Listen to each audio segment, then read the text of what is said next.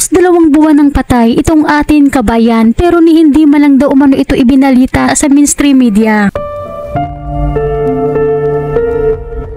Naiuwi na ang bangkay ng OFW na natagpuang wala ng buhay sa baba ng building sa agency sa Malaysia. Ito ang latest update ngayon sa OFW na kinilalang si Rizalyn Galu Umandam.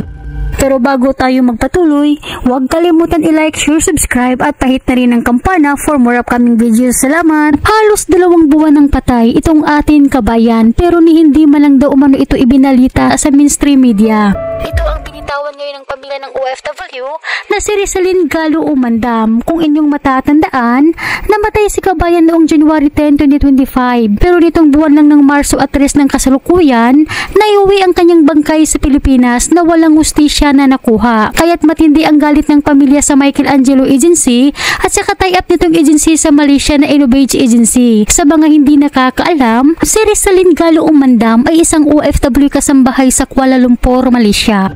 Huli itong nakausap ng asawa noong January 5, 2025. Humagulhol ito habang nagsumbong ng problema na pinagdadamutan siya ng pagkain at pinagbibintangan siya ng kanyang amo.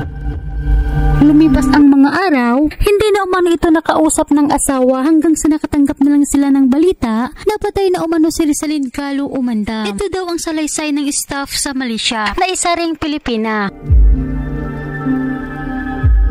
Kwento daw nito, inihati daw ng amo itong ating kabayan sa agency niya sa Malaysia noong January 6, 2025. Pero nagpakamatay daw di umano ito. Tumalon daw di umano ito sa building noong January 10, 2025. Ngunit duda ang pamilya na may foul play sa pagkamatay nitong ating kabayan at tila palabas ng umano ng agency na tumalon ito sa building sapagkat ayon sa pamilya, hindi umano kayang gawin ni Rizalyn ang magpakamatay dahil sa pauwi na ito sa Pilipinas at malaki umano ang pangarap nito para sa kanyang mga anak.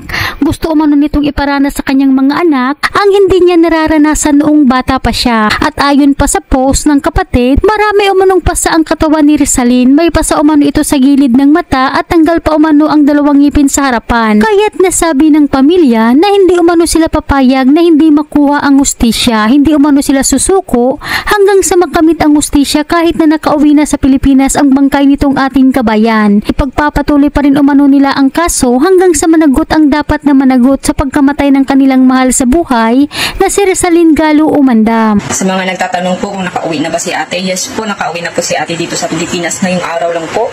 At hindi po kami titigil po, patuloy pa rin ang kaso. At sana po ay patuloy din po kayong manalangin sa kaso at sa kanyang kapayapaan.